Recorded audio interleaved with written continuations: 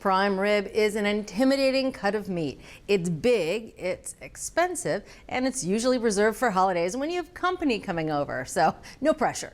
But luckily today, Bridget's going to show us a foolproof recipe because you have a lot of experience cooking prime rib. I do. I have a little bit of experience cooking prime rib, like maybe once a week. No, not really. But I do have some restaurant experience with it.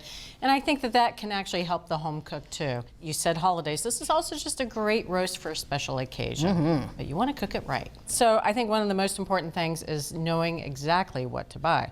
Because even the name prime rib is a little bit misleading. Prime rib doesn't mean the grade of the meat. It actually comes from the primal rib cut. Aha. And the cow has 13 ribs on each side. That's a huge cut. But the prime cut is ribs 6 through 12. Now, I'm telling you this because you can actually specify the ribs that you want to buy at the butcher.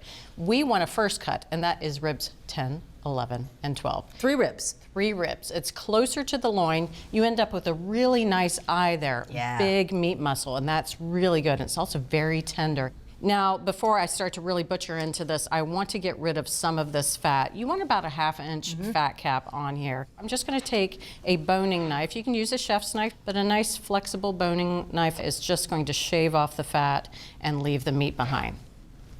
Take your time. Notice that I'm not really digging in there too much.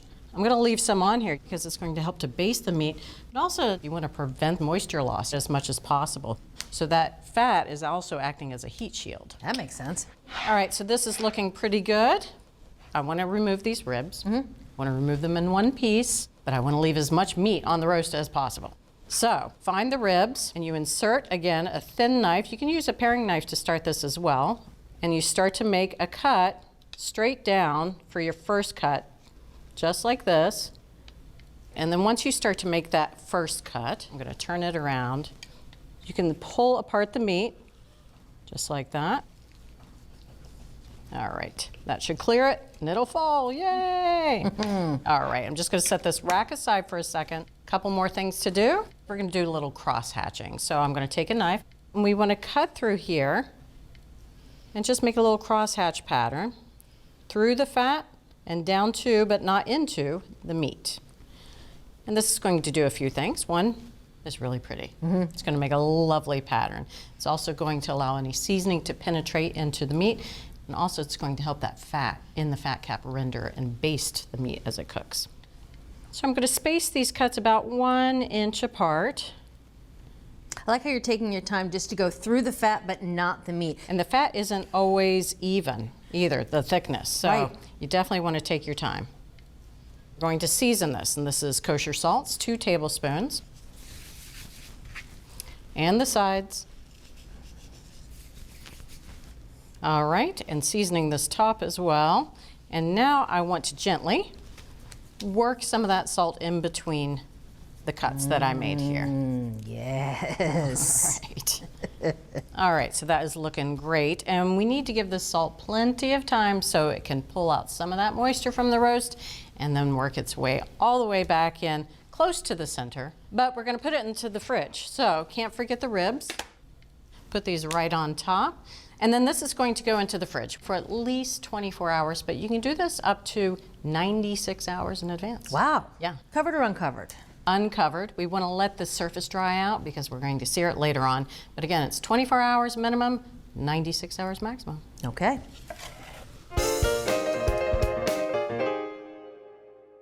Hello, old friend. Hello, old friend. You can see the meat has turned a little bit darker, which is what happens after it's salted. Yeah, it really does dry the fat on top, so it looks very different. It also firms the meat a little bit.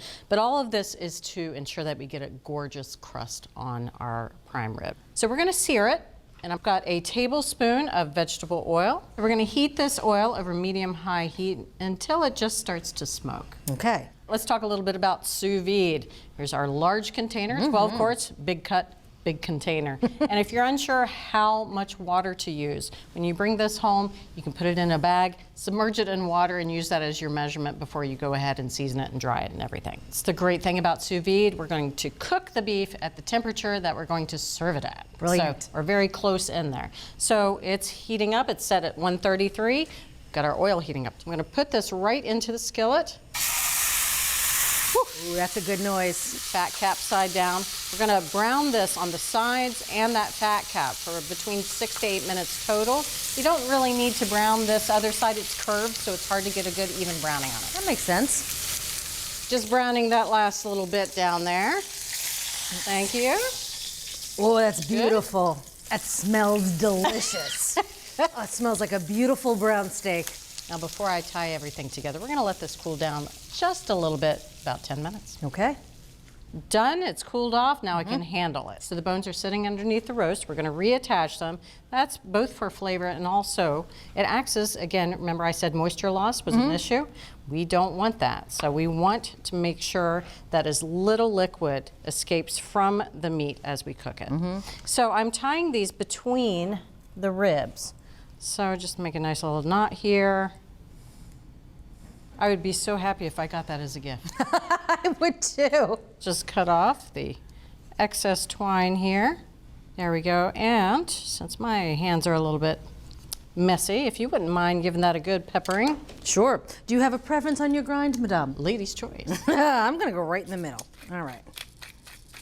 I'll flip it over when you're all set. Oh, the Thank you. smell of fresh pepper and browned beef. There you go. And again, we don't need to salt at this point because we salted ahead of time. That's right. So that looks great. So now we're going to put it into May I hold this for you? our large bag. This is a 2-gallon zipper lock bag. I was gonna say, this is not your average zipper lock bag. I know. This is huge. Zip it up almost all the way. Now, if you had a vacuum sealer, you could absolutely use that. Now, the problem with any cut of meat when you're using a sous vide method is the air in the bag. We want to get rid of as much of that as possible. Right. So I have left a corner of this bag open here. And I'm going to work out some of the air at this point. All right, so I'm just slowly lowering this so that the meat is submerged. And you see as I'm lowering it, keeping that one open corner, that air is all out of there. Now I can seal, make sure it's all sealed. So now, in order to ensure that the seam doesn't go below the water, we're gonna use a good old office binder clip. Love it. Which I stole from your desk. I'll look for that later. It's set at 133. We're gonna wait now. Minimum 16 hours, that's how we'll know it's done. We'll let it sit in there for up to 24 hours if you Wow, need to. Yeah. that's convenient. It's convenient. It's also going to make the meat more tender.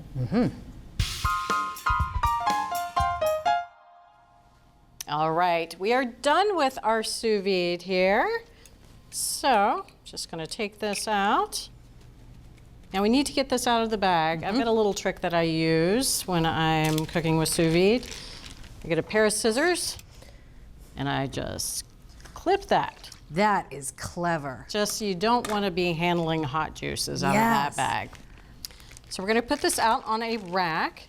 Now it's set over a piece of foil which has been sprayed with some vegetable oil spray because we are not done cooking it yet, and you can see why. It's a little wet looking. And we don't want that. We want crackling that's nice and crisp. So we're going to let this rest for 10 to 15 minutes, and during that time the meat is going to reabsorb some of those juices. All right, so that looks great. Okay. While that's resting, we can make our sauce. So we're gonna make a really quick sauce. You could serve this, of course, with the traditional horseradish cream. So good. You could use a chimichurri. We're making a persillade. Ooh, I love persillade. So this is, of course, a parsley sauce, but it has mint in it too. So a little kick here. Nice. So we've got a cup of fresh parsley leaves and a cup of fresh mint. 3 peeled garlic cloves, and 3 little fishies. We've got 3 little anchovies. We've rinsed these and patted them dry. A teaspoon of grated fresh lemon zest, a half a teaspoon of salt, and 1/8 teaspoon of pepper. All right, so we're gonna pulse this about 15-20 pulses until it starts to look broken down. All right, and a tablespoon of freshly squeezed lemon juice. We're gonna pulse this until that's combined. Scrape this into our bowl. Last step, just going to whisk in a 1/3 cup of extra virgin olive oil. We're doing it here instead of in the food processor because you know the food processor can kind of bring out bitter flavors in the olive oil. That looks delicious. And that is all she wrote for the sauce. So we're gonna leave this here. The roast has a few more minutes and then we'll get back to it. So it's about to go into the broiler. And to ensure that this gets nice and crisp, I'm going to pat it dry with some paper towels. All right, so that is good enough. So now we want this to broil evenly and it's curved. So we wanna make sure that this fat cap is raised up. Yeah, I like this. that's just a loosely balled up piece of foil. It's a pillow. This is going to go under the broiler, and the rack is set at middle, so it's got a little bit of space between it and the top of the broiler. We're gonna leave it in there for about 4 to 8 minutes. We want this to be all nice and crisp and bubbly and crackling, but not burnt. Oh, goodness. Come to mama. Now that's a looker. All right, so this doesn't need any more resting time. It was just a few minutes under the broiler, again 4 to 8 minutes, but we rested it earlier, so we are done at this point. Nice. I do want to release it from the bones, so, all right, and transfer it to carving board. Because now it's not only gorgeous, but it's easy to slice because the bones are not there. That's exactly right, and it lays nice and flat, not having to worry about the bones at all. Oh my goodness. How's that looking? It looks pretty perfect. I mean, absolutely perfect. Look at that rosy color from the very center all the way to the outside. Oh, gorgeous. Beautiful. That is for you, ma'am. Oh, that's a beauty. And don't forget our beautiful Mint Persillade. Beautiful job, Bridget. Thank you.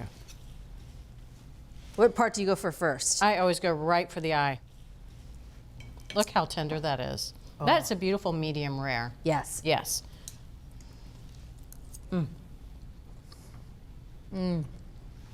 Like butter. Perfectly cooked. The meat is so tender, it's seasoned throughout, and it has a really strong beefy flavor that prime rib is known for. That is perfection.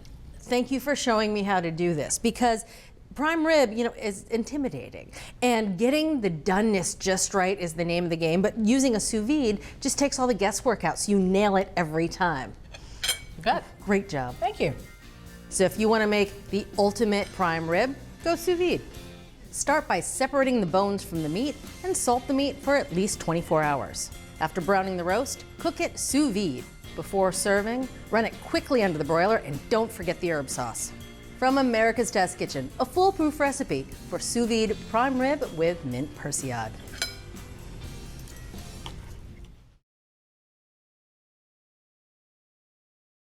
Thanks for watching America's Test Kitchen. What'd you think? Well, leave a comment and let us know which recipes you're excited to make, or you can just say hello. You can find links to today's recipes and reviews in the video description. And don't forget to subscribe to our channel. See you later. I'll see you later.